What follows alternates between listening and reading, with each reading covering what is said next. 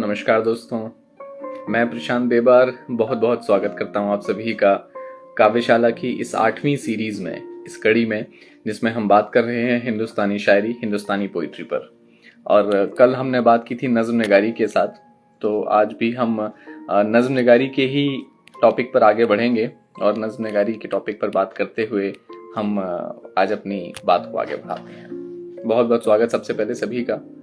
मैं तहे दिल से स्वागत करता हूँ इस्तकबाल आपका काव्यशाला की सीरीज में, और ऑफिशियल पीडब्ल्यू का रिप्रेजेंटेटिव का भी बहुत बहुत स्वागत आपके अपने चैनल पे। और ये घंटा मिलता है जिसमें मैं आप का मंच हथियाता हूँ और अपनी ऑडियंस से रूबरू होता हूँ, बात करता हूँ आपसे हिंदुस्तानी शायरी के बारे में, हिंदुस्तानी कविता काव्य के बारे में। तो चलिए आज हम इस सीरीज को आगे बढ़ाते हैं। थोड़ा सा इंतज़ार, कुछ पल के इंतज़ार करते हैं बाकी आने वालों का। घड़ी की सुई बिल्कुल सीधी है, आप लोग भी बिल्कुल सीधे हो जाइए और काव्यशाला में आज बढ़ते हैं आगे। नज़्म मुर्रा पे बात करेंगे, आज़ाद नज़्म पे बात करेंगे, थोड़ी सी मशक करेंगे, थोड़ा सा अभ्यास करेंगे, प्रैक्टिस करेंगे पाबंद नज़्म पे, और उसी बात को जो कल हमने शुरू की थी थोड़ा सा आगे बढ़ाएंगे। तो सुप्रीति सिन्हा जी का बहुत बहुत स्वागत। सक्षम रूह आपका बहुत बहुत स्वागत।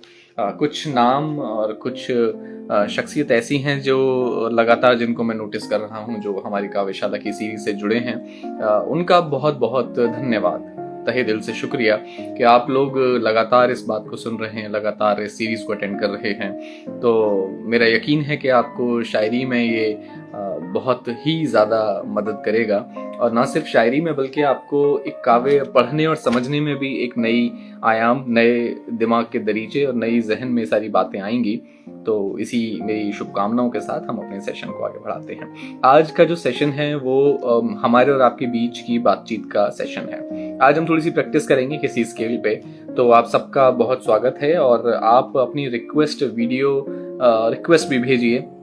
आज आपकी जो भी सजेशंस होंगे, जो भी आपकी रचनाएं होंगी, एक एक दो दो लाइन की, आज हम एक स्केल पे हर इंसान, हर पार्टिसिपेंट एक एक लाइन बनाएगा और उस पर हम आज प्रैक्टिस करने की कोशिश करेंगे। तो कमेंट बॉक्स में भी अपनी सजेशंस, अपनी लाइंस लिखते रहिएगा, साथ साथ वीडियो पे आने की रिक्वेस्ट भेजिए। यहाँ से हम सीक्वेंसिंग करेंगे और सीक्वेंसिंग के बाद में हर किसी को मौका दिया जाएगा। बिल्कुल। तो थोड़ा सा और इंतजार 2 मिनट का करते हैं, फिर हम अपनी बात को आगे बढ़ाएंगे। जब तक आप चाहें तो अपनी रचना या अपनी वीडियो रिक्वेस्ट तैयार रखें, और फिर उसके बाद हम आज नज़्म निगारी पे, पोइट्री पर, और जो भी आपने, चाहे वो आज़ाद नज़्म लिखी है या नसरी नज़्म है या जिस भी तरह की पाबंद नज़्म है, जो भी नज़्म है आज उसको बताइए। हम शुरू करते हैं। आज आपकी बात सबके साथ में सुनते हैं जी। गुड़िया तिवारी जी का बहुत बहुत स्वागत जी। कुछ नाम हैं जो मुसलसल नज़र के सामने आते हैं, लगातार देखते पढ़ते सुनते रहते हैं। उन सभी को बहुत बहुत शुभकामनाएं। आपकी जो ये कोशिश है, ये जो जज्बा है हिंदुस्तानी शायरी सीखने का, ये बहुत ही काबिल तारीफ है।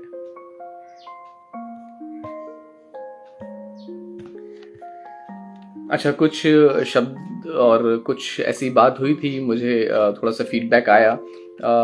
निकिपेंसिव हेलो बहुत स्वागत आप सभी का। एक फीडबैक आया था कि कुछ शब्दों की अगर फहरिस्त हो सके, कुछ अल्फाज की लिस्ट अगर मैं आपको दे सकूं।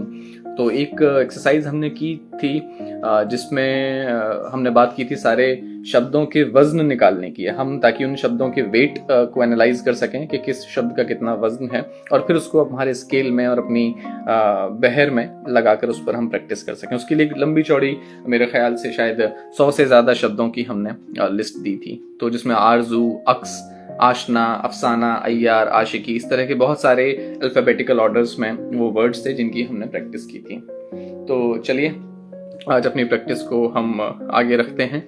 और सबसे पहले थोड़ा सा एक पिछले सेशन में जो हमने 7वें सेशन में बात की थी उसका एक क्विक रिकैप कर लेते हैं। नज़्म निगारी के बारे में बात की थी कि नज़्म निगारी है जैसे लड़ी में मोती पिरोना है, ठीक वैसे ही हम एक तरतीब में, मीन्स एक ऑर्डर में, एक स्पेसिफिक ऑर्डर में ग्रामेटिकल बाउंडेशंस को तोड़ते हुए और हम जब आगे बढ़ते हैं और हम अपने वर्ड्स रखते हैं तो वहाँ से एक आहंग, वहाँ से एक म्यूजिकलिटी, वहाँ से एक रिदम पैदा होता है। तो उस रिदम और म्यूजिकलिटी को समझने के लिए हमने नज्म नगारी पे आगे बात की थी। तो पहले तरह की, और इसमें एक सबसे गज़ल से अपोजिट, उसके विपरीत एक सबसे बुनियादी बात यह है कि एक ख्याल, एक थॉट, सिंगुलर थॉट रहता है जिसको लेकर पूरी नज्म कही जाती है, जिसको लेकर पूरी बात कही जाती है। और जो भी और दूसरे दूसरे मुद्दे आएंगे या दूसरी दूसरी तस्वीरें और सूरतें बनेंगी, वो सब एक सपोर्टिव इमेजरी क्रिएट करती हैं। हमारी एक जो बुनियादी जो फाउंडेशन थॉट है उसको कहने के लिए हमने ये यहाँ तक बात की थी। और दूसरी बात लफ्ज़ों की तरतीब की मैंने बताई कि एक एग्जांपल दिया था कि नस्र में, मतलब प्रोज में एंड पोइट्री में हम कैसे डिफरेंस क्रिएट करते हैं और कैसे प्रोज को पोइट्री में समझते हैं। तो जैसे प्रोज की एक लाइन बताई थी कि इंसान को इंसान से कैसा भारी डर है, ये एक लाइन है, ठीक है। हालांकि इसमें भी एक म्यूजिकलिटी है, कैसा भारी डर है। तो यहाँ पर एक तरह का एक सस्पेंस क्रिएट होता है। और इसको जब हमने पोइट्री में कन्वर्ट किया था, और इसका मैंने आपको एक जो कहना चाहिए नज्म वाला हिस्सा दिखाया था, वो यही था कि डर इंसान को इंसान से कैसा है भारी। ये मैंने आपको बताया था कि एक रचना की लाइन है मेरी, ठीक है। तो यहाँ तक बात हुई पहली तरह की जो नज्म थी हमारी, और उस नज्म का जो टाइप था, जो उसकी सूरत थी, वो थी पाबंद नज्म की सूरत। और पाबंद नज्म की सूरत हुई तो हमने उसमें बात की थी आदमी नामा की, नज़ीर अकबर आबादी की नज्म आदमी नामा, जिसका हमने जिक्र किया था। दूसरे तरह की जो, और इसमें बताया था कि पाबंदी किस तरह की, इसमें पाबंदी रहती है बहर की, वजन की, अरकान की। मतलब जो स्केल है उसमें कोई ना कोई बहर की पाबंदी जरूर होगी। ये हमने मुख्य तरीके से बात की थी कि उसमें एक से ज्यादा बहर भी हो सकती हैं। अमूमन एक सिंगल बहर में ही ऊपर से नीचे तक पूरी बात कही जाती है ज्यादातर नज्मों में। हालांकि कुछ आगे की पाबंद नज्म जब आई तो उनमें और भी बहरों का इस्तेमाल किया गया, ठीक है। अच्छा, एंड अनदर थिंग जो मुझे आपको ये बतानी है इसके साथ साथ भी, जब गजल से इंसान अपनी बात कहना शुरू हुआ तो एक तरक्की पसंद प्रोग्रेसिव राइटर्स मूवमेंट चला। प्रोग्रेसिव राइटर्स मूवमेंट में बहुत सारे हमारे बड़े बड़े नाम थे जिन्होंने अपने समय की समकालीन कंटेम्प्रेरी इश्यूज को पकड़ते हुए उन पर नज़में कहना शुरू किया, हालिया नज़में कहीं। तो तब इन नज़मों का दौर, और नज़्म मुअर्रा जिसमें फैज़ अहमद फैज़ का नाम लिया था मैंने, जो हमारी नज़्म की दूसरी सूरत है, उसका जब हमने नाम लिया था तो वो नज़में बहुत ज़्यादा प्रचलित हुई। क्योंकि नज़मों में हम एक ख्याल पकड़ते हैं, एक मुद्दा पकड़ते हैं, एक बात पकड़ते हैं, उसको ऊपर से नीचे तक एक तवील एक एक्सटेंशन में एक डिस्क्राइब करते हुए चलते हैं, और उसमें म्यूजिकलिटी बरकरार रहती है। तो ये भी आप पढ़िएगा। तीसरी चीज हमने बात की थी जो तीसरी सूरत है वो थी आजाद नज्म की। तो आजाद नज्म में क्या आजादी थी, अच्छा माफ कीजिए, एक नज्म मुअर्रा में क्या कंडीशन थी। नज्म मुअर्रा में था कि जो स्केल है, स्केल सेम रहेगा। मतलब अगर 1 2 1 2 1 2 है तो हर लाइन का 1 2 1 2 1 2 1 2 रहेगा, मगर काफिया की पाबंदी नहीं होगी। काफिया की पाबंदी मतलब सेम राइमिंग की पाबंदी नहीं होगी। और इसमें फैज़ अहमद फैज़ की नज्म का हवाला दिया था तन्हाई का, और साथ साथ अली सरदार जाफरी की नज्म भी हमने कल पढ़ी थी, ठीक है। तो एक हमने ये काम किया था। अब साथ साथ मैं आपको बताता चलूं जी, तो इसमें ये वाली पाबंदी। थर्ड, जब हम आज़ाद नज्म की बात करते थे तो हमने उसमें किस चीज़ की आज़ादी ली, हमने आज़ादी ली कि हमको लेंथ बराबर की हमारे पास आज़ादी है कि अगर कोई एक मिसरा लंबा हो सकता है, दूसरा मिसरा छोटा हो सकता है, और जो अलग अलग मिसरे हैं वो अलग अलग डिफरेंट लेंथ के हो सकते हैं, मगर उनका स्केल और उनके अरकान का जो वैल्यू है 1 2 2 2 1 2 2 1 2 2 2 2 1 1 2 2, मतलब उनके सबसेट से यूज होते हैं। तो अरकान का वैल्यू, मेरे अरकान का मतलब है कि जो हमने वेट का ग्रुपिंग किया है, जैसे 1 2 2 2 1 2 2, ये जो ग्रुपिंग है अरकान की, जो 8 तरह के शुरू में अरकान बताए थे। And please refer the previous lectures in the previous sessions जो हमने किए हैं, ठीक है। ये आप कर सकते हैं, उसको रेफर कर सकते हैं, वहां पर ये सारी बातें बताई गई हैं। चौथी नज्म थी नसरी नज्म, जिसको प्रोज पोइट्री भी कहते हैं। नसरी नज्म में एक नसर की सूरत है, मेरे कहने का मतलब एक सिचुएशन को, प्रोज को हमने एक पोइट्री में कन्वर्ट किया है, उसके ग्रामेटिकल सेंस को चेंज करते हुए, उसकी बंदिशों को तोड़ते हुए हमने वो नसरी नज़में रची हैं। और कई सारी नसरी नज़मों का हमने एग्जाम्पल दिया, गुलजार साहब की नज़में पढ़ी थी, और भी नसरी नज़मों के मैंने एग्जाम्पल दिए थे। और ये भी आजकल बहुत प्रचलन में है, चूंकि इसमें बहर की पाबंदी नहीं है, इसमें काफिये की पाबंदी नहीं है, इसमें किसी तरह की कोई पाबंदी नहीं है। इसे हिंदी में गद्य कविता भी कहा जाता है और अलग अलग तरीके से हम इसको पढ़ते लिखते हैं। लेकिन यही आप एक एस्केप रूट ना समझें। नसरी नज्म कहकर ही नज्म निगारी करना is not a complete thing. आप ये मान के चलें, अगर आप सिर्फ नसरी नज्म कह रहे हैं, सिर्फ बिना किसी बंदिश के अगर सिर्फ बात कहे जा रहे हैं, जैसे छंद मुक्त कविता कहते हैं, तो आप काव्य के सिर्फ चौथाई ही हिस्से में घूम रहे हैं। ये पूरा जो आसमान है, जो पूरा समंदर है और जो ये फैलाव है इसका, इसके सिर्फ एक चौथाई हिस्से में ही है। बाकी 3/4 दुनिया पोएट्री की, काव्य की, नज्म की और भी बाकी है, जिससे आप अभी तक रूबरू नहीं हैं। तो उस हिस्से से रूबरू होने के लिए ही हमने ये बाकी 4 टॉपिक्स पे, 3 टॉपिक्स के जो बाकी नज्म निगारी हैं उन पे थोड़ी सी बात की थी। तो ये थोड़ा सा कल का क्विक रिकैप हुआ। और कल हमने आदमी नामा के 1-2 बंद पढ़े थे और साथ साथ साहिर लुधियानवी की जो परछाइयाँ हैं, जिसमें 2 बहर यूज हुई हैं। शुरू की बहर अलग है और दूसरी लाइन बाद में बहर उसकी बदल जाती है और बहरें हैं उसमें। लेकिन जहां जहां, और उसमें कहीं 4 लाइन का 4 मिसरों का बंद है, कहीं 5 का है, कहीं 3 का है, कहीं 2-2 का है। और मैं इस तरीके से वो मिक्स में नज़्म मुर्रा की सूरत में वो नज़्म चलती है। और मैंने आपको एडवाइस किया था कि आप वो नज़्म ज़रूर पढ़ें, बहुत मज़ा आएगा उसको पढ़कर। एक ये बात हुई हमारी। ऑटोग्राफ करके एक नज़्म थी, आज़ाद नज़्म जो थी, जो मजीद अहमद की नज़्म थी, मजीद अमजद की नज़्म है ऑटोग्राफ। वो भी कल हमने थोड़ी सी रीडिंग की थी उसकी और आपको एग्जाम्पल देकर बताया था कि कैसे नज़्म क्रिएट हो रही है। ठीक है, आज हम फिर से उस पर मश्क करते हैं, प्रैक्टिस करते हैं। और आइए देखिए, सबसे पहले शुरू करते हैं पाबंद। पाबंद पे एक नज्म है नज़ीर अकबर आबादी की, रोटियां। ठीक है, ये नज्म काफी तवील, एक लंबी बड़ी नज्म है। इस नज्म को रीड करते हैं। मैं इसको रीड करता हूँ, इसका स्केल आपको बताता हूँ। आज के सेशन में खास बात क्या होगी, आज हम जैसे गजल में हमने किया था, एक स्केल पढ़ने के बाद एक धुन का हाथ पकड़ा और धुन का हाथ पकड़कर हमने उस धुन को बेस या उस धुन को जहन में रखते हुए अपने ख्याल, अपने लफ्ज उस धुन पे रखे और हम उस बहर में अपने आप ही ऑटोमेटिकली उतरते चले गए थे। ठीक है, आज भी ऐसा ही करेंगे। तो देखिए, ये नज्म का मैं जो छोटा हिस्सा है, पहले बिना किसी धुन का सहारा लिए पढ़ता हूँ। इसका स्केल मैं आपको बता देता हूँ और मैं कोशिश करता हूँ यहाँ टाइप करने की उस स्केल को।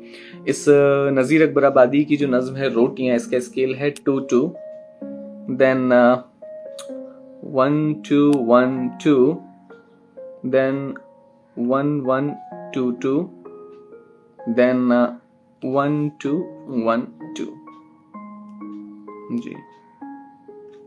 और ये मैंने इसका स्केल पिन कर दिया। ठीक है, उम्मीद है आपको स्केल समझ में आ रहा होगा। अब मैं नज्म पढ़ता हूँ, इस स्केल से मैच कराइए। और ये सोचिए, नज़ीर अकबर आबादी ने लिखी है और ये बहुत उस जमाने की नज्म है जब यूजुअली गजल पे बात होती थी और नज्म जब इंट्रोड्यूस हो रही थी उर्दू शायरी में, तब की बात है। और मैं बात कर रहा हूँ नज़ीर अकबर आबादी, मतलब 1735 में जिनका जन्म था और 1830 में जिनका इंतकाल या जिनकी मृत्यु हुई। तो आप मान के चलिए कि 18वीं शताब्दी की बात है। और तब ये रोटियों की जो कीमत है, इस नज्म का जो बुनियादी ख्याल है वो है खाना और भूख।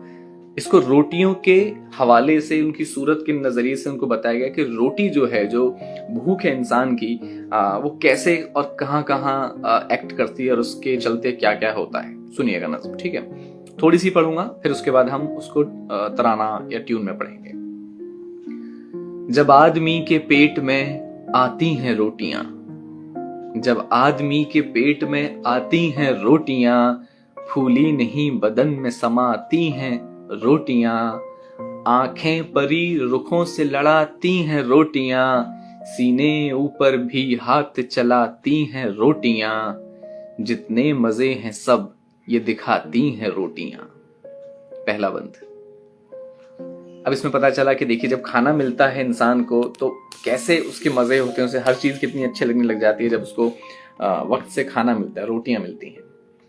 रोटी से जिसका नाक तलक पेट है भरा, करता परे है क्या वो उछल कूद जा बजा, दीवार फांद कर कोई कोठा उछल गया, ठट्ठा हंसी शराब सनम सा की इस सिवा, सौ सौ तरह की धूम मचाती हैं रोटियां, जिस जहां पे हांडी चूल्हा तवा और तनूर है, खालिक की कुदरतों का उसी जा ज़हूर है, चूल्हे के आगे आंच जो चलती हुजूर है, जितने हैं नूर सब में यही खास नूर है, इस नूर के सबब नजर आती हैं रोटियां।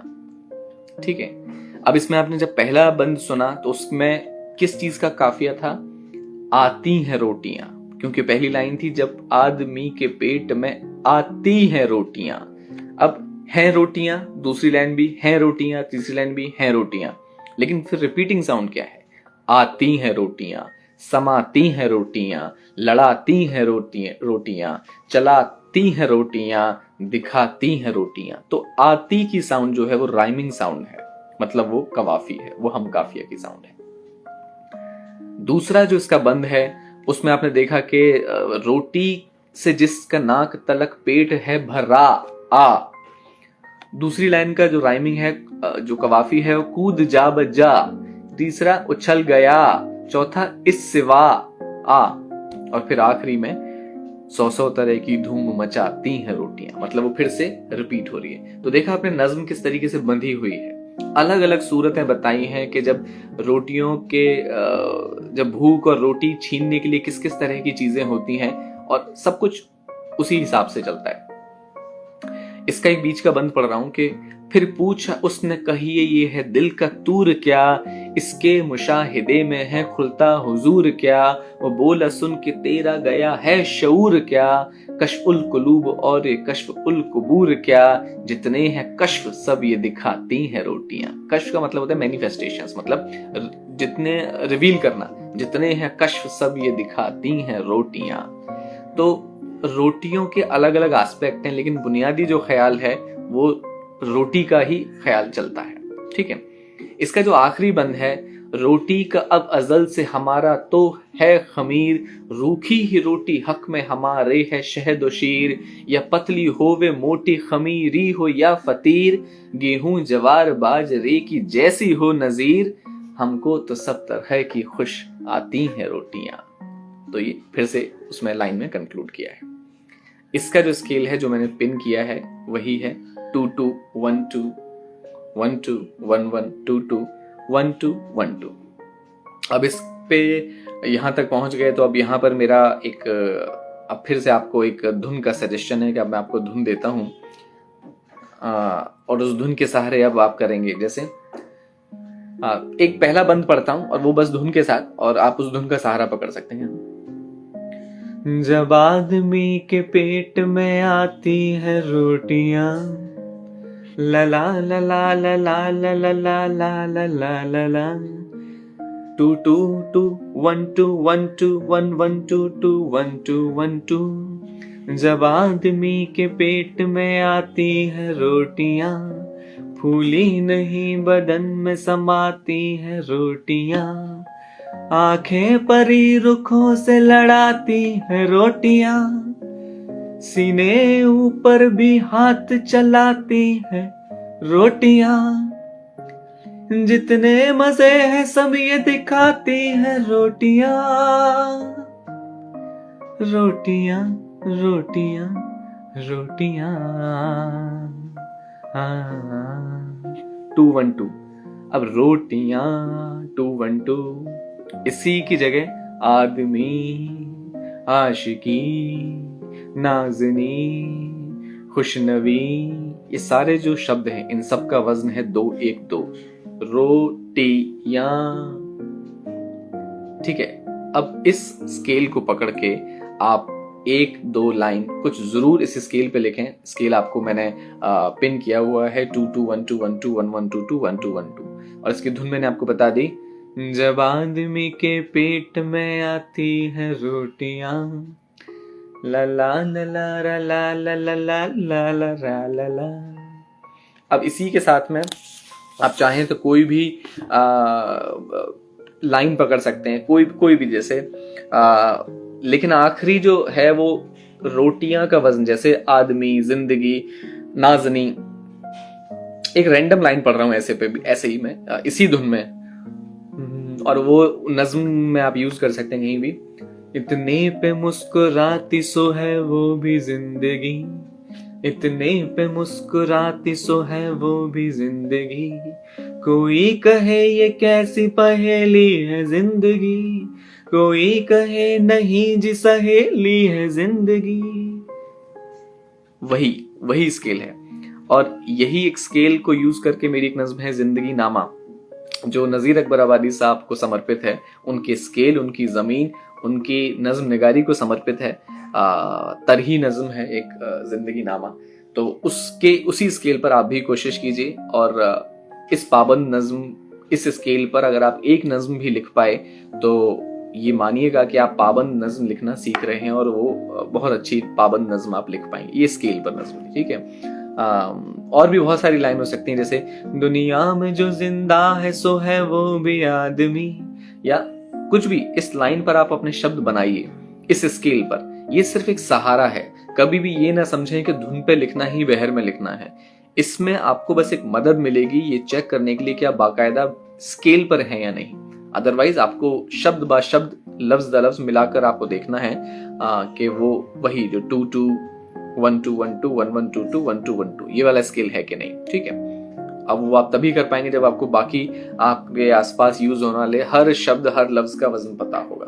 तो ये है सांस जिसकी चलती वो जिंदा है जिंदगी, बेजान बेहवास है एक उसकी जिंदगी, फूलों में, शाखों में और पत्तों में जिंदगी, जिंदगी जिंदगी जिंदगी जिंदगी।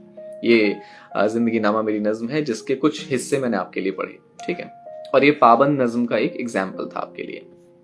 चलिए अब हम आगे चलते हैं अपनी दूसरी पर। अच्छा, आप अगर इसी धुन पर कुछ एक लाइन लिखना चाहें या कोई रिक्वेस्ट करना चाहें तो कमेंट बॉक्स में जरूर लिखिए। मैं आपकी उस लाइन को यहाँ पर पढ़कर इस चीज को हम सबके सामने वैलिडेट कर सकते हैं, और हम आगे सीख सकते हैं क्या वो लाइन बिल्कुल इसी स्केल पे है या नहीं। जो हमारे रेगुलर अटेंड करने वाले हैं, जैसे गुड़िया तिवारी जी हैं, शीतल जी हैं, और भी मुझे पता नहीं मनदीप जी आज आए हैं या नहीं, विशाल जी हैं, और दीपिका दानिस्त हैं, और बाकी जितने भी लोग हैं जो रेगुलर अटेंड करते हैं, जिनको इस चीज़ की जानकारी है, इस चीज़ का इल्म है कि शब्दों का वजन क्या है, लफ्ज़ का वजन कैसे उनको हम बहर में रखते हैं, तो वो चीज़ आप कोशिश कीजिए 1-2 लाइन लिखने की इसी स्केल पर।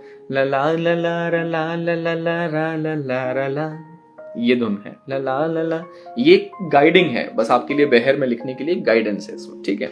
और बाकी आप बहर में कोशिश कर सकते हैं। अगर आप ये करेंगे फिर उसके बाद पाबंद नज्म ये मानी जाएगी। इसमें काफिया की भी पाबंदी रखनी पड़ेगी आपको, सेम राइमिंग वर्ड की भी, लेकिन आप एक लाइन लिखिए तब आगे पता चलेगा। और जो भी लाइन लिखें कृपया कमेंट बॉक्स में जरूर लिखें, और ताकि हम उसे आगे पढ़ सकें। तो ये थी हमारी पाबंद नज्म पर थोड़ा और कैसे करें, पाबंद नज्म कैसे लिखें उसका गाइडेंस। अब हम आगे चलते हैं। आगे है हमारी नज्म मुर्रा।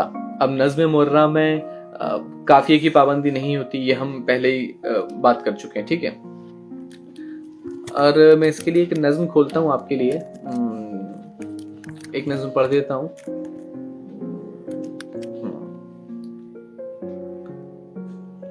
ओके, सुदर्शन फाकिर जी की नज्म जो है, हाँ जी। तो अब हम आते हैं अपने अगले नज्म के, कहना चाहिए एक टाइप पर, उसकी सूरत पर, और जिसको था कि नज्म मुर्रा कहते हैं हम। काफिया नहीं है, हो तो अच्छी बात है, नहीं होने की भी कोई जरूरत नहीं, उसकी आजादी है। स्केल सेम है। नज्म में जो मीटर है, जो अरकान का काउंट है, या जो हमारा बहर है, वो बराबर है। 2 नज्म पढ़ता हूं। पहली नज्म है कुछ इश्क किया कुछ काम किया। बहुत फेमस, बहुत मशहूर और बेइंतहा खूबसूरत नज़्म है फैज़ अहमद फैज़ की, जिसके जो पहले 2 मिसरे थे वो उसको फर्दर एडप्ट किया है पीयूष मिश्रा जी ने, और जिस पर उन्होंने अपनी बहुत लंबी नज़्म लिखी है। मगर उसके जो पहले 2 मिसरे हैं वो फैज़ साहब से इंस्पायर्ड या उन्हीं को लेकर लिखा गया। और उर्दू शायरी में ये बिल्कुल लीगल है और बिल्कुल ये रिवायत है कि हम किसी बड़े शायर की 1 लाइन या 2 लाइन को आगे एक्सटेंड करते हैं अपने ज़माने में। तो चलिए मैं ये फैज साहब की कुछ इश्क किया कुछ काम किया नज़्म पढ़ता हूँ। कुछ इश्क किया कुछ काम किया, वो लोग बहुत खुशकिस्मत थे जो इश्क को काम समझते थे। वो लोग बहुत खुशकिस्मत थे जो इश्क को काम समझते थे या काम से आशिकी करते थे। हम जीते जी मसरूफ रहे, कुछ इश्क किया कुछ काम किया। काम इश्क के आड़े आता रहा, काम इश्क के आगे आड़े आता रहा और इश्क से काम उलझता रहा। फिर आखिर तंग आकर हमने दोनों को अधूरा छोड़ दिया। कुछ इश्क किया कुछ काम किया। तो ये थी नज्म फैज साहब की, कुछ इश्क किया कुछ काम किया। अब आप जब इसका वेट निकालने जाएंगे तो कुछ इश्क 2 1, कुछ इश्क 2 2 1 हो गया। किया किया, अब इसका 1 2 और 2 2 दोनों हो सकता है। अब आपको यहां पे तख्ती करके देखना पड़ेगा कि क्या है। किया कुछ वजन हो गया 2, काम 2 1, किया 1 2, तो कुछ इश्क किया कुछ काम किया। अब जब आप इसका स्केल देखेंगे तो हर लाइन में आखिरी तक स्केल सेम है। फिर आखिर तंग आकर हमने, फिर 2 आखिर तंग आकर हमने दोनों को अधूरा छोड़ दिया। एक एग्जाम्पल हो गया। चलिए अगला एग्जाम्पल देता हूं। फैज साहब की ही नज्म है, मुझसे पहली सी मोहब्बत मेरे महबूब ना मांग। बहुत खूबसूरत नज्म है और इस नज्म से भी आपको सीखने को मिलेगा कि कहाँ कहाँ पे काफिये की पाबंदी है और कहाँ कहाँ पे नहीं है। ध्यान दीजिएगा कि आखिरी लफ्ज जहां राइमिंग है, जिसे कवाफी कहते हैं, हरफ कवाफी कहते हैं, वो सुनिएगा। मुझसे पहली सी मोहब्बत मेरे महबूब ना मांग, मैंने समझा था कि तू है तो दरख्शां है हयात, तेरा गम है तो गमे दहर का झगड़ा क्या है। तेरी सूरत से है आलम में बहारों को सबात, तेरी आंखों के सिवा दुनिया में रखा क्या है। हयात और सबात काफिया मिला, झगड़ा क्या है रखा क्या है काफिया मिला। तो यहां पे कता जो 4 लाइन का है उसको यूज किया गया है। तू जो मिल जाए तो तकदीर निगूं हो जाए, यूं न था मैंने फकत चाहा था यूं हो जाए। निगूं हो जाए यूं हो जाए, हर 2 लाइन में काफिया बदल रहा है, मसनवी का फॉर्मेट है। तू जो मिल जाए तो तकदीर निगूं हो जाए, यूं न था मैंने फकत चाहा था यूं हो जाए। और भी दुख हैं जमाने में मोहब्बत के सिवा, राहतें और भी हैं वस्ल की राहत के सिवा। मोहब्बत के सिवा राहत के सिवा, फिर से काफिया मिल गया और बदल गया। अनगिनत सदियों के तारीख बही माना तिलिस्म, रेशमो अतलसो कम ख्वाब में बुनवाए हुए। जा बजा बिकते हुए कूचाओ बाजार में जिस्म, खाक में लुथड़े हुए खून में नहलाए हुए। जिस्म निकले हुए अमराज के तनूरों से पीप बहती हुई गलते हुए नासूरों से। तनूरों से नासूरों से, 2 लाइन में काफिया बदल गया। लौट जाती है उधर को भी नजर क्या कीजिए, लौट जाती है उधर को भी नजर क्या कीजिए। अब भी दिलकश है तेरा हुस्न मगर क्या कीजिए। और भी दुख हैं जमाने में मोहब्बत के सिवा, राहतें और भी हैं वस्ल की राहत के सिवा। मुझसे पहली सी मोहब्बत मेरे महबूब न मांग। तो इसमें आपने देखा कि हर 2 लाइन में काफिया बदलता है। तो ये एक मसनवी का फॉर्मेट है और स्केल इसमें सेम है, पूरा बहर एकदम सेम है। तो उसी बहर में ये बात कही गई है। ठीक है, हम इसी नज़्म मुर्रा पे ही हैं। अब इसमें हम आते हैं कि प्रैक्टिस कैसे किया जाए, इसको लिखा कैसे जाए। तो एक और मैं आपको पहले बड़े शायर का पढ़ूं, इससे पहले मैं एक नाचीज का पढ़ दूं। मैं अपना एक छोटा सा प्रैक्टिस के लिए आपको बता दूं कि एक स्केल आप ले सकते हैं। नज़्म मुर्रा के लिए मैं बता रहा हूँ। स्केल है वही जो हमने गजल के लिए रखा था, पहला हमारा स्केल 122 122 122 122, जिसको हम बहरे मुतकारिब कहते हैं। 1 2 2 के 4 अरकान हैं। मैं टाइप कर देता हूँ आपकी सहूलियत के लिए। और 122 122 122 122। अभी हम इस पर हैं और इस कमेंट को मैंने पिन कर दिया। ठीक है, ये बहर है हमारी।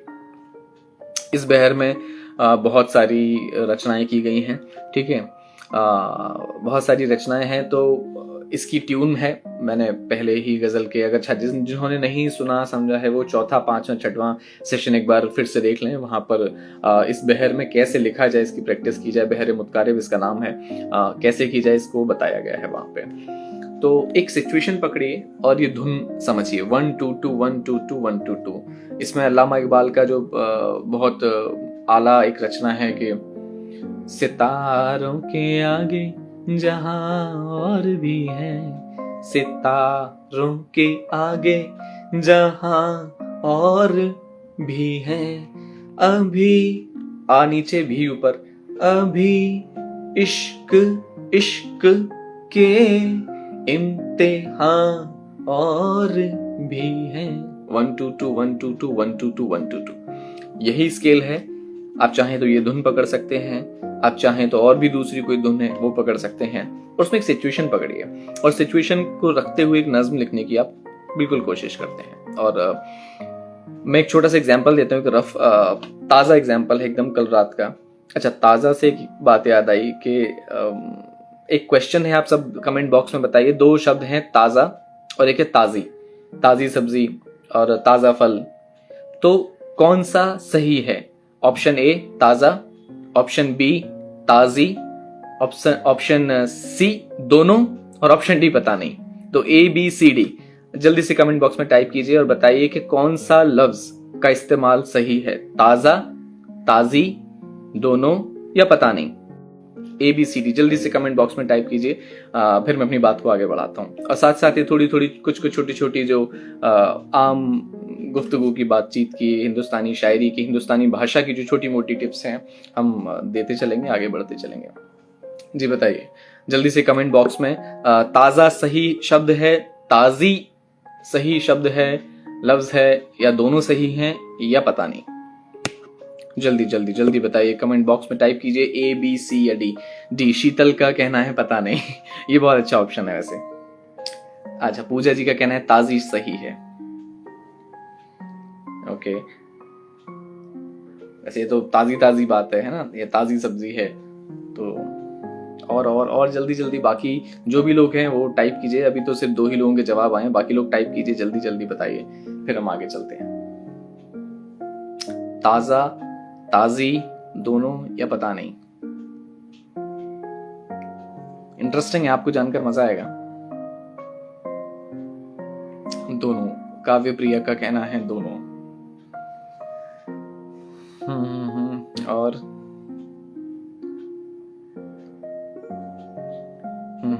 I'm waiting for more answers.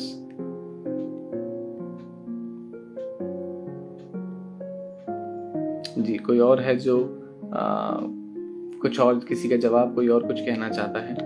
जी, तो मैं आपको बता दूं कि जो सही शब्द है वो है ताज़ा।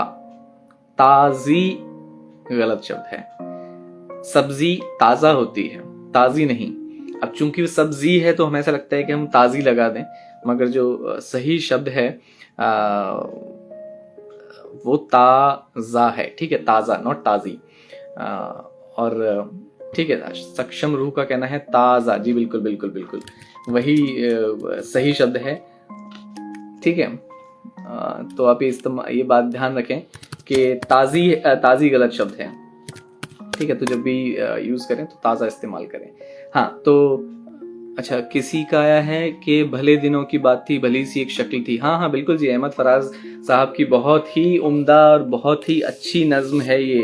और इस नज्म में अलग अलग मीटर हैं, अलग अलग चीज़ यूज़ हुई है कि भले दिनों की बात थी, भली सी एक शक्ल थी, ना ये कि हुस्न ताम हो, ना देखने में आम हो, ना ये कि वो चले तो कह कशां सी रह गुजर लगे, मगर वो साथ हो तो फिर भला भला सफ़र लगे, कोई भी रुत हो उसकी छब, कोई भी रुत हो उसकी छब, फजा का रंग रूप थी, वो गर्मियों की छांव थी, वो सर्दियों की धूप थी, न मुद्दतों जुदा रहे, न साथ सुबह हो शाम हो, न रिश्ता वफा पे जिद, न ये कि इल्ज़े आम हो, इज़्ने आम हो। ये अच्छी, बहुत अच्छी नज्म है जी। हाँ जी, हवा ताज़ा ताज़ा हवा होती है, ताज़ा हवा खाने, ताज़ी हवा नहीं। दरअसल क्या है, जो हवा का इस्तेमाल है, जो मूल शब्द है, अच्छा ताज़ा एक अरेबिक शब्द है, इसका जो मूल शब्द है वो अरबी से लिया गया है, अरेबिक है। और अरेबिक में आप जब इस्तेमाल करेंगे तब इसका पता चलेगा कि ताज़ा और ताज़ी में क्या अंतर है। और आपको रेफरेंस के लिए मैं बता दूं, जैसे कि बहुत से लोग अभी किताब के लिए पूछते हैं कि हम किस किताब से वो कैब अपनी बढ़ा सकते हैं, किस किताब से हम रेफ़र कर सकते हैं। किताब से बढ़ाने के बजाय मेरी सलाह आपको यही रहेगी कि अगर आपको कहीं भी अच्छे से अच्छी शायरी पढ़ने को मिलती है तो आप वो पढ़ें, बजाय इसके कि अगर आप कोई किताब ढूंढ रहे हैं जिसमें से आप शब्द याद कर लेंगे, तो शब्द याद करने से तो नहीं हो पाएगा। आप जितनी ज़्यादा से ज़्यादा और शायरों की पढ़ सकते हैं वो भी पढ़िए। लेकिन हाँ, रेफ़र करने के लिए बता दूं, एक शब्दकोश आप ले सकते हैं, ये उल्टा अगर दिख रहा है तो ये उर्दू हिंदी शब्दकोश है, व्यवहारिक उर्दू हिंदी शब्दकोश है, संपादक इसके सैयद असद अली हैं। तो इसमें आपको ख़ास बात मुझे जो इस शब्दकोश में लगी वो ये है कि इसमें शब्दों के साथ साथ उनके जो एटिमोलॉजी है, वो शब्द किस भाषा से आए हैं, वो स्त्रीलिंग हैं या पुल्लिंग हैं, और उनका इस्तेमाल हम कहाँ पे कर सकते हैं, किस सूरत में उनका इस्तेमाल होता है। अब देखिए, मैं इसमें आपको एग्जाम्पल के तौर पे दिखा रहा हूँ। थोड़ा सा हम टॉपिक से भटक रहे हैं, लेकिन मैं फटाफट से वापस, अभी किसी ने ये बात उठाई है तो इसको पूरा कर देते हैं। तो देखिए इसमें, ठीक है, आप इसको देखिएगा, इसमें यहाँ पर कहीं ना कहीं पर इस चीज़ का दिया है। मैं आपको बता दूं ऐसे कि ये अरेबिक शब्द है, और इस अरेबिक शब्द का इस्तेमाल ताज़ा के रूप में किया जाता है, ताज़ी के रूप में नहीं किया जाता। तो हाँ, यहाँ पर है। अच्छा, जो ताज़ी हम इस्तेमाल करते हैं, ताज़ी का मतलब क्या है? ताज़ी, अगर हम ताज़ा को ताज़ी का इस्तेमाल करेंगे तो ताज़ी अरेबिक में घोड़े को बोलते हैं। तो अगर आप बोलेंगे कि ताज़ी हवा है तो इसका मतलब अरेबिक भाषा में घोड़ा है, घोड़े का है, तो इसीलिए ताज़ा इज द करेक्ट वर्ड। ठीक है, तो आप ताज़ा का इस्तेमाल कर सकते हैं बिल्कुल निश्चिंत होके। ठीक है, तो पहली बात। अच्छा, सब्ज वाली बात आई, सब्जी, सब्जी क्यों कहते हैं? सब्ज माने होता है हरा, जो रंग है सब्ज, घास बड़ी सब्ज है तो मतलब ग्रीन, एकदम फ्रेश है, इसीलिए वहां से सब्जी आया। ग्रीन लीफी वेजिटेबल्स के लिए हम सब्जी इस्तेमाल करते हैं। स्याह मतलब ब्लैक के लिए करते हैं। कॉमन छोटी छोटी बातें हैं जो आपको पोइट्री में या साहित्य में मिलती हैं। सुर्ख मतलब लाल होता है, ठीक है, सफ़ेद तो सफ़ेद है ही, और सुरमई मतलब ग्रे है। तो जैसे शाम सुरमई अखियों में, नन्ना मुन्ना एक सपना दे जा रही, इलैयाराजा का कंपोजिशन है, गुलजार साहब के लिरिक्स हैं, पिक्चर मूवी का नाम है सदमा, सुरमई अखियों में। तो इसमें सुरमई अखियों का मतलब है ग्रे आइज, तो मतलब नींद वाली आंखें जो होती हैं। सुरमई अखियों में नन्ना मुन्ना एक सपना दे जाए, तो सुरमई का जो मतलब है, मानी है, वो है ग्रे। ठीक है, और धानी बहुत इस्तेमाल होता है, गुड़ धानी। आप निदा फाजली को पढ़ेंगे तो गुड़ धानी दे जा, धानी जो है वो येलो के लिए इस्तेमाल होता है, धानी। ठीक है, तो ये रंगों को अलग अलग हम शायरी में कैसे इस्तेमाल करते हैं, ये एक छोटा सा हम डाइवर्ट हो गए थे रूट से। चलिए, तो अब मैं था नज़्म मुअर्रा पे। नज़्म मुअर्रा में थे कि हमको स्केल सेम रखना है और काफिये की पाबंदी नहीं है। हम काफिये की पाबंदी बदल सकते हैं, सेम काफिया रखें ना रखें, बदलते जाएं, इस तरह की सूरत बनती है। तो अभी ताज़ा वाक्य है कि मैं अभी कुछ दो दिन पहले अपने काम से लौट रहा था। तो जब रात को मैं लौट रहा था, बम्बई में रहता हूँ, तो बम्बई में ये शहर, जैसा कि गुलजार साहब ने अपनी नज़्म में कहा कि इश्तेहारों का शहर है। फ्लाईओवर से गुजरो तो तमाम इश्तेहार आपको दिखते रहते हैं और बहुत सारी चीज़ें आपको दिखती हैं। तब एक ख्याल मेरे दिमाग में आया कि इस शहर में आदमी से ज़्यादा सपने बिकते हैं। जो कहीं है वो कुछ और बड़ी चीज़ों के सपने हैं। तो चलते चलते इसी स्केल पर एक नज़्म मुअर्रा मैं लिख रहा था, जो बिल्कुल अभी अधपकी है, लेकिन चूंकि हम डिस्कशन कर रहे हैं और हम उस धुन पर लिखने की प्रैक्टिस कर रहे हैं तो मैं आपके साथ साझा करना चाहूँगा। हाँ, जब ये पूरी हो जाएगी तो मैं बिल्कुल इसको पोस्ट करूँगा, लेकिन अभी सुनिएगा इसको कि स्केल है 122 122 122 122 और वर्ड्स रिपीटेशन और काफिये की पाबंदी नहीं है। ठीक है। यहाँ दौड़ती एक सफर जिंदगी है, यहाँ दौड़ती एक सफर जिंदगी है, यहाँ सड़कों पे मिलता घर जिंदगी है। कई आंखें जो कब से सोई नहीं हैं, कई आंखें जो कब से सोई नहीं हैं, यहाँ जागती हैं वहां भागती हैं। न रोटी के भूखे न जिद है निवाला, न रोटी के भूखे न जिद है निवाला। यहाँ मारती भूखे सपनों की हाला, यहाँ मारती भूखे सपनों की हाला। वो कुछ कर गुजरने का जज्बा है खतरा, वो कुछ कर गुजरने का जज्बा है खतरा। लहू मांगता ये शहर कतरा कतरा। ये जलते हुए इश्तिहारों की दुनिया, ये जलते हुए इश्तिहारों की दुनिया। ये लाशों के ऊपर मकानों की दुनिया। यहाँ सुबह ख्वाहिश की नन्ही सी चहचक, यहाँ सुबह ख्वाहिश की नन्ही सी चहचक। यहाँ इज़्तिराबों में शामें हैं धक धक, इज़्तिराब मतलब रेस्टलेसनेस, बेचैनी। यहाँ इज़्तिराबों में शामें हैं धक धक। यहाँ रातों में खून बरसती हैं आंखें, यहाँ रातों में खून बरसती हैं आंखें। यहाँ जिंदगी जैसे कोई सलाखें, यहाँ बिकते हैं आदमी के ये सपने, यहाँ बिकते हैं आदमी के ये सपने।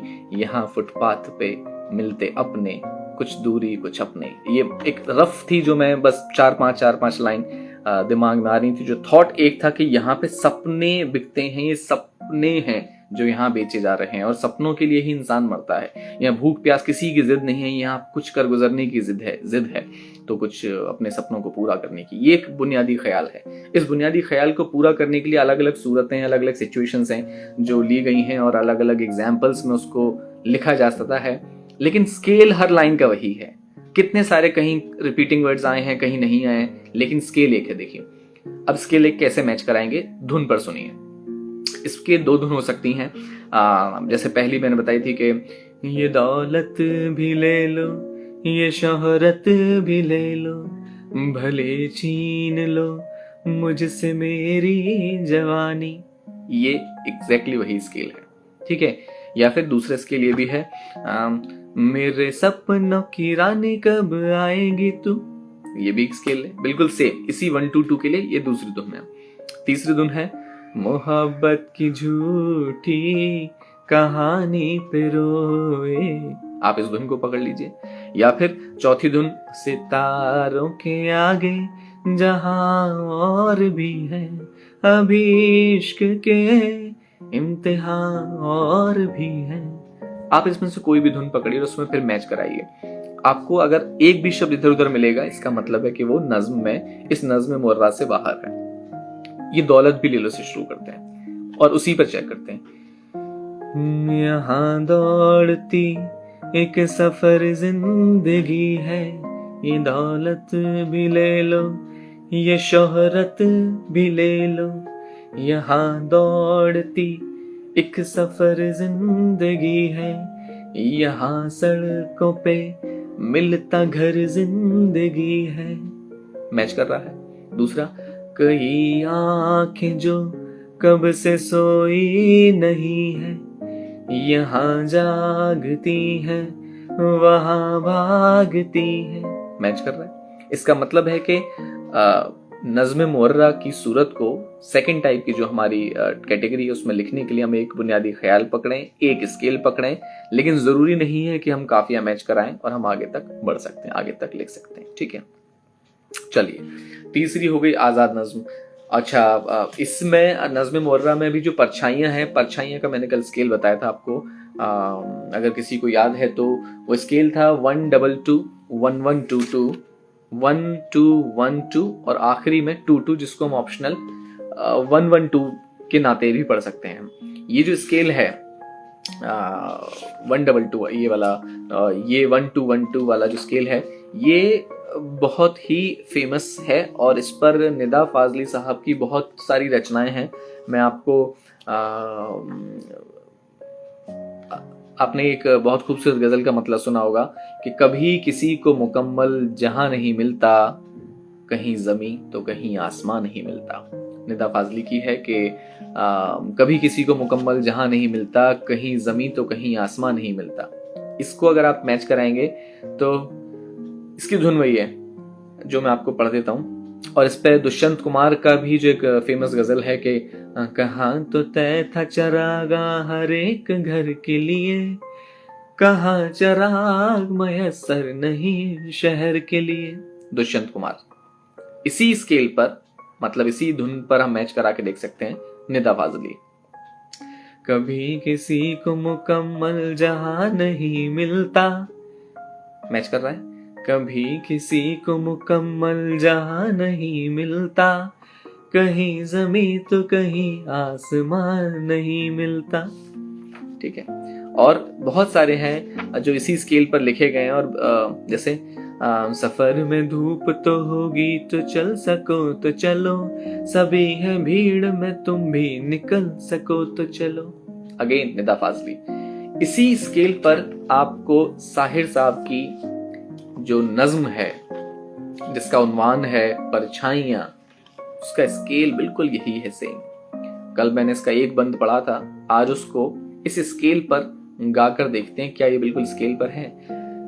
और इसका बंद है कि जवान रात के सीने पे दूधिया आंचल, मचल रहा है किसी ख्वाबे मरमरी की तरह। ठीक है, अब इसको अगर हम जब चेक करेंगे तो देखिए किस तरीके से बिल्कुल इसी स्केल पर आता है कि जवान रात के सीने पे दूधिया आंचल, मचल रहा है किसी ख्वाबे मरमरी की तरह, हसीन फूल हसी पत्तियां हसी शाखें, लचक रही है किसी जिस्म नाज़नी की तरह, फजा में घुल से गए हैं उफुक के नर्म खुतूत, जमी हसीन है ख्वाबों की सरजमी की तरह।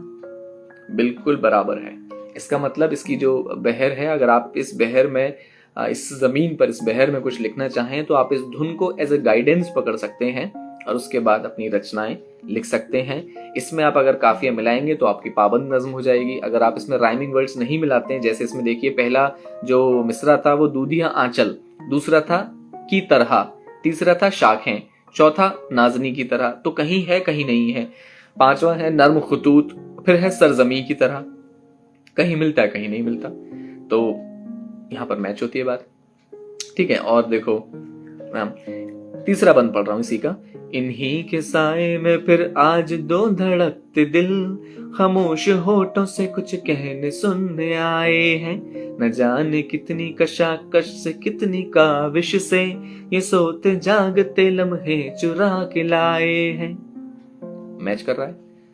यही फजा थी, यही रुत, यही जमाना था, यहीं से हमने मोहब्बत की इब्तिदा की थी। अब जमाना था, इब्तिदा की थी, यहाँ पे कोई काफिया नहीं है, लेकिन ये जो चार मिसरों का बंद है, इसे पूरा अगर आप सुनेंगे तो इब्तिदा की थी। मैं पढ़ रहा हूँ साहिर लुधियानवी की परछाइयां। इब्तिदा की थी और इसकी जो चौथी लाइन है वो है इल्तिजा की थी। तो इसमें 1 2 3 4 चार मिसरे हैं, जिसमें से दूसरे और चौथे में काफिया सेम है। ध्यान से सुने, दूसरे और चौथे में काफिया सेम है। ये उर्दू शायरी की एक और सिन्फ, एक और फॉर्म होती है जिसे कहते हैं कता, जिसमें दूसरे और चौथे में सेम है। ये कता का मुक्तक, ये कता का बंद है। जैसे यही फजा थी, यही रुत, यही जमाना था, यहीं से हमने मोहब्बत की इब्तिदा की थी, धड़कते दिल से लरजती हुई निगाहों से, हुजूर गैब में नन्ही सी इल्तिजा की थी। अब इब्तिदा की थी, इल्तिजा की थी, दूसरी और चौथी लाइन में मैच होता है। फिर आगे है कि आरज़ू के कमल खिल के फूल हो जाएं, दिलो नजर की दुआएं कबूल हो जाएं, तसव्वुर रात की परछाइयां उभरती हैं। इसमें बार बार जो रिपीटिंग लाइन है वो है तसव्वुर रात की परछाइयां उभरती हैं। अब तसव्वुर रात की परछाइयां उभरती हैं, इसकी लीड लाइन है, इसकी एक बार बार जो रिपीट होती है, जो तसव्वुर रात का मतलब है जो ख्याल, और ख्याल का जो प्लूरल है तसव्वुर रात। तो तसव्वुर रात का मतलब रात से नहीं है, तसव्वुर का मतलब है थॉट, और मेनी थॉट्स, बहुत सारे ख्यालों की परछाइयां उभरती हैं। तो तसव्वुर रात की परछाइयां उभरती हैं। इस लाइन का अगर आप स्केल निकालेंगे, वेट निकालेंगे, वजन निकालेंगे, तो फिर से वही निकल कर आएगा। तसव्वुरात की परछाइयाँ उभरती हैं, तसव्वुरात की 1 2 1 2 तसव्वुरात की परछाइयाँ उभरती हैं। तुम आ रही हो ज़माने की आंख से बचकर, नजर झुकाए हुए और बदन चुराए हुए। ये वही बहर है। पूरी नज्म में, पूरी में नहीं, मतलब आगे बहुत लंबी है और आगे चल के बहर बदलेगी इसकी, लेकिन ये फर्स्ट बहर इसकी ये है। लेकिन कहीं काफिया की पाबंदी है, कहीं नहीं है। तो नज्म मुर्रा का बहुत अच्छा एग्जाम्पल है, और इसमें कहीं 2 लाइन का बंद है, कहीं 4 लाइन का बंद है, कहीं 6 लाइन का बंद है। तो हम उस हिसाब से अलग अलग टाइप्स ऑफ पोइट्री, अलग अलग फॉर्म्स ऑफ पोइट्री इसमें देख सकते हैं। इसमें रुबाई का भी है, जो हम कल का हमारा सेशन है वो other forms of Urdu poetry पे, नज्म में जो अलग टाइप हैं कि रुबाइयाँ हैं, कथा हैं, मसनवी हैं, मरसियाँ हैं, कसीदा है, इस पर हम बात करेंगे कल के सेशन में। तो आज के सेशन में ये इम्पोर्टेंट था। अच्छा, साहिर साहब की इस नज्म का जिक्र मैंने कर दिया, और इसको वज़न का जिक्र भी मैंने कर दिया। और अब हम साथ साथ ये, और मैंने अपनी जो अंडर कंस्ट्रक्शन बताया था आपको कि कैसे हम नज्म मुर्रा को एक स्केल पे लिख सकते हैं, जिसमें यहाँ दौड़ती एक सफ़र ज़िंदगी है, जिस नज्म का उन्वान था बम्बई में सपने, तो उस पे लिखी थी, और वो आपको धुन मैंने बता दी। और आप चाहें तो उसको पूरा कीजिए और कमेंट बॉक्स में मुझे भेजिए। bebar.poet पे आप मुझे भेज सकते हैं, वो मेरा पोस्ट बॉक्स ऑफिस टाइप है। तो वहाँ से आपके सारे ख्याल, आपके सारे जज्बात जो भी आप उतारेंगे, मेरी टीम द्वारा मुझ तक पहुँचा दिए जाएंगे, और मैं फिर 1 2 2 1 2 2 1 2 2 1 2 2 के स्केल पर आपकी जो भी ख्याल हैं वो अगले सेशन में पढ़ने की पूरी कोशिश करूँगा। अब 2 जो नज़में रहती हैं वो है आज़ाद नज़्म और नसरी नज़्म। नसरी नज़्म में किसी भी तरह की पाबंदी नहीं है, लेकिन उसमें ख्याल की बहुत बड़ी पाबंदी है, और पढ़ते हुए एक आहंग प्रोड्यूस होना चाहिए। तो देखिए, आज़ाद नज़्म में भी एक टाइप था, और पहले मैं आज़ाद नज़्म पढ़ देता हूँ। अब मैं पढ़ रहा हूँ जावेद अख्तर साहब की आंसू, एक नज़्म है। ठीक है, हमारे पास आखिरी के 5 मिनट हैं, तो इस आखिरी 5 मिनट में आप इस नज़्म को सुनकर ये देखिए कि इसमें एक म्यूजिकलिटी और रिदम कैसे डेवलप हो रही है। ठीक है, यहाँ वजन और स्केल की पाबंदी नहीं है, लेकिन एक इनबिल्ट म्यूजिकलिटी है, जो किसी भी पोइट्री, किसी भी काव्य, किसी भी पद्य के लिए एक कंपलसरी चीज है। ठीक है, इस नज्म का उन्वान है आंसू, और ये जावेद अख्तर साहब की लिखी हुई है। चलिए मैं आगे पढ़ता हूं कि किसी का गम सुन के मेरी पलकों पे एक आंसू जो आ गया है। ये आंसू क्या है? आपको ऐसा लग रहा है कि जैसे एक नस्र चल रहा है, लेकिन नस्र नहीं है, ये एक पोइटिक है। अब देखिए, किसी का गम सुन के मेरी पलकों पे एक आंसू जो आ गया है। ये आंसू क्या है?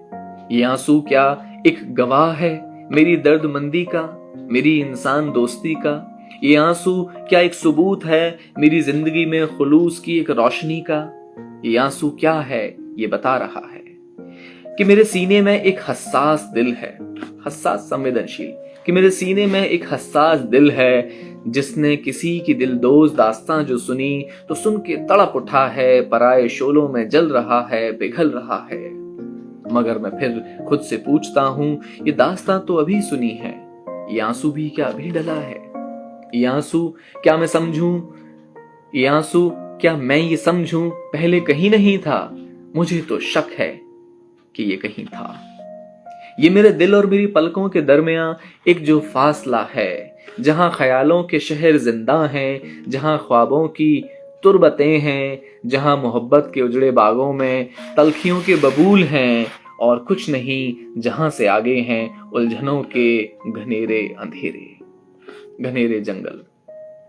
ये आंसू शायद बहुत दिनों से वहीं छिपाता, जिन्होंने इसको जन्म दिया था वो रंज की तो जिन्होंने इसको जन्म दिया था वो रंज तो मसलहत के हाथों न जाने कब कत्ल हो गए थे। तो फिरता फिर किस पे नाज आंसू, तो करता फिर किस पे नाज आंसू, कि हो गया बेजवाज आंसू, यतीम आंसू, यसीर आंसू, ना मोतबर था ना रास्तों से ही बाखबर था। तो चलते चलते वो थम गया था, ठिठक गया था, झिझक गया था, ठिठक गया था, झिझक गया था। सेम इधर से आज एक किसी के गम की कहानी का कारवां जो गुजरा, यतीम आंसू ने जैसे जाना कि इस कहानी की सरपरस्ती मिले तो मुमकिन है राह पाना।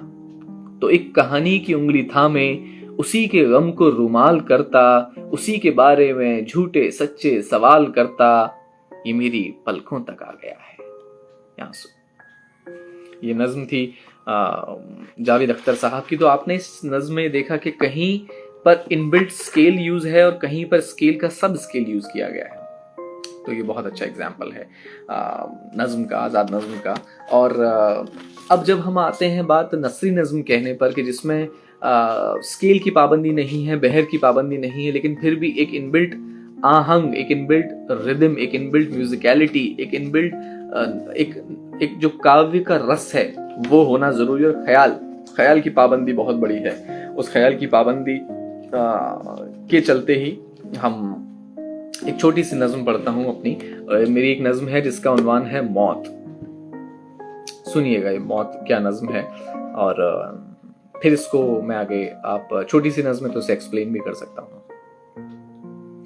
जिंदगी में दौड़ते भागते बचते रहे मौत से अक्सर, जिंदगी में दौड़ते भागते बचते रहे मौत से अक्सर, ठहर के एक पल सोचा ना, ठहर के एक पल सोचा ना कि ये मौत क्या है।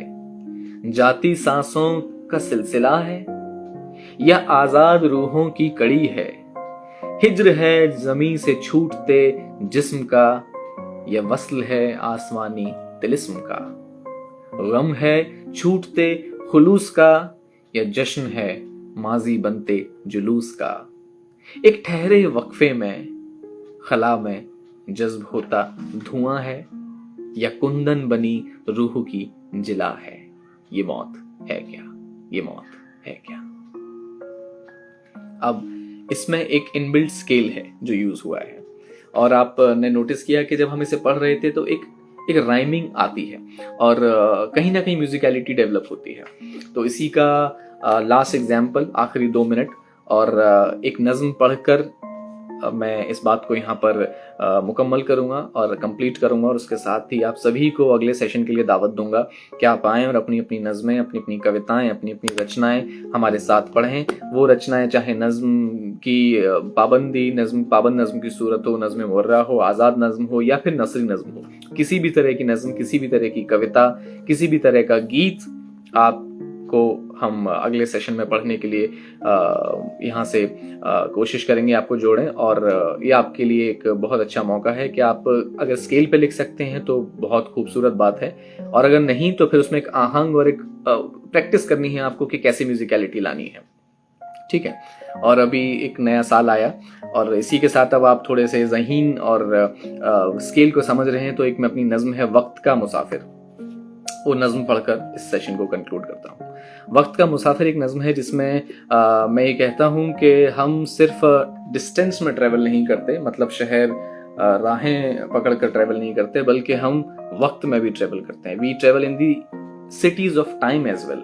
जैसे जब तक हम 2020 में थे तो एक 2020 एक शहर अपने आप में, अब 2021 में आ गए तो हम शहर में आ गए, दूसरे वक्त की दूसरे शहर में आ गए। मतलब हम एक मुसाफिर हैं जो वक्त के शहरों में ट्रेवल कर रहे हैं। तो इसमें यही है कि अगर एक साल एक शहर है तो फिर महीने क्या होंगे, छोटे छोटे कस्बे, तो फिर हफ्ते क्या होंगे, हफ्ते क्या है, गलियां हैं, तो फिर एक दिन क्या है, शायद एक घर है, तो फिर एक लम्हा क्या है, उस घर में कमरे हैं, रसोई है। तो एक ये ख्याल है, और इसी ख्याल की बुनियादी थॉट पर एक नज़्म है, मुलाहिजा फरमाएं। और मुझे अपनी नज़्म पढ़ने के लिए बहुत शुक्रिया। मैं शुरू करता हूँ।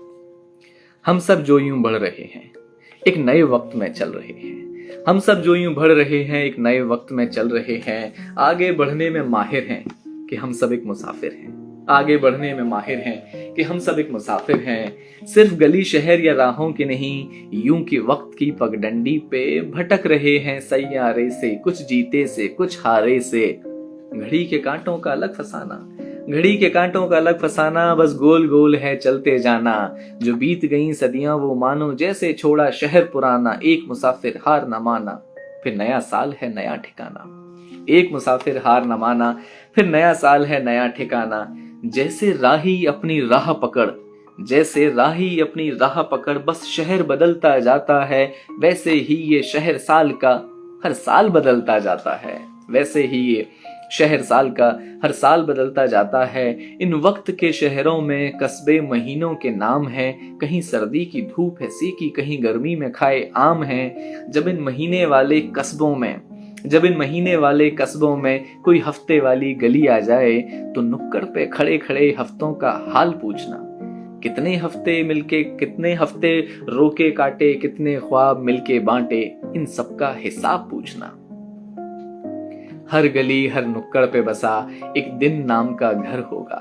हर गली हर नुक्कड़ पे बसा एक दिन नाम का घर होगा। एक आंगन जैसा लम्हा होगा, चौका जैसा एक पल होगा। जैसे सारे कमरे एक जगह आंगन में मिल जाते हैं, जैसे सारे कमरे एक जगह आंगन में मिल जाते हैं, वैसे सब लम्हे एक दूजे के कंधों पे टिक जाते हैं। तुम मुसाफिर चलते चलते वक्त के किसी शहर ठहर जाना। दिन नुमा घर के अंदर किसी लम्हे में रुक जाना और लम्हे की दीवार पर कान लगा दास्तान सब सुनना कैसे हसीन याद कोई गीले पैर ले छप छप करती आई थी। सुनना कैसे हसीन याद कोई गीले पैर ले छप छप करती आई थी, और कैसे कड़वी बातों ने एक अर्थी वहीं उठाई थी। एक तंग रसोई लम्हे में तुम्हारे हौसले गुड़गुड़ाए थे, यहीं मुझे तुम तुम वक्त के दूजे शहर चले आए थे। मुझे मतलब कौन कह रहा है? ये वक्त खुद कह रहा है, इस समय खुद कह रहा है कि तुम मुझे कैसे छोड़ के चले गए थे। मतलब वक्त साल 2020 कह रहा है कि तुम कैसे वक्त में ट्रेवल करके चले गए। एक तंग रसोई लम्हे में तुम्हारे हौसले गुड़गुड़ाए थे, और यहीं मुझे तुम छोड़ वक्त के दूजे शहर चले आए थे। मगर तुम्हें तो जाना ही था, तुम मुसाफिर जो थे। एक मुसाफिर का फर्ज है एक शहर से दूसरे शहर जाना, जैसे आखिरी तारीख बदल जाना। मुसाफिर हो जाओ, बिल्कुल जाओ, नए शहर का जश्न मनाओ, नए साल का जश्न मनाना, मगर सुनी दास्तां लम्हों की अगले मुसाफिर को सुनाना। कभी कभी जब वक्त मिले तो गए लम्हों की दास्तान सुनना। हम मुसाफिर हैं, आगे बढ़ने में माहिर हैं। हम मुसाफिर हैं। बहुत बहुत शुक्रिया दोस्तों, और आप सभी का बहुत शुक्रिया सेशन को अटेंड करने के लिए। तो ये सेशन था हमारा हिंदुस्तानी शायरी, हिंदुस्तानी पोइट्री में नज़्म निगारी पर। नज़्म निगारी की चारों सूरतों पे हमने बात की, और हर सूरत पर बाकायदा हमने एग्जाम्पल्स दिए, हमने मिसालें दी, और उनमें होने वाली बहर और उनमें आने वाली धुनों की भी हमने आपको थोड़ी सी हम सब ने बात की कि कैसे उनकी धुनों पर हम लिख सकते हैं और कैसे वो एक सहारा बन सकती हैं। और इसी के साथ में मैं प्रशांत बेबार आप सबका तहे दिल से शुक्रिया अदा करता हूँ इसको अटेंड करने के लिए। और लिखते रहिए, पढ़ते रहिए। हम अगले सेशन में फिर से मिलेंगे और फिर से हम बात करेंगे हिंदुस्तानी शायरी पर। और आप अपनी नज़में, अपनी रचनाएं तैयार रखिएगा, और बहुत जल्द ही आप सबको दावत दी जाएगी अपनी अपनी रचनाओं के साथ हम सबको नवाजने के लिए। बहुत बहुत शुक्रिया। Good day.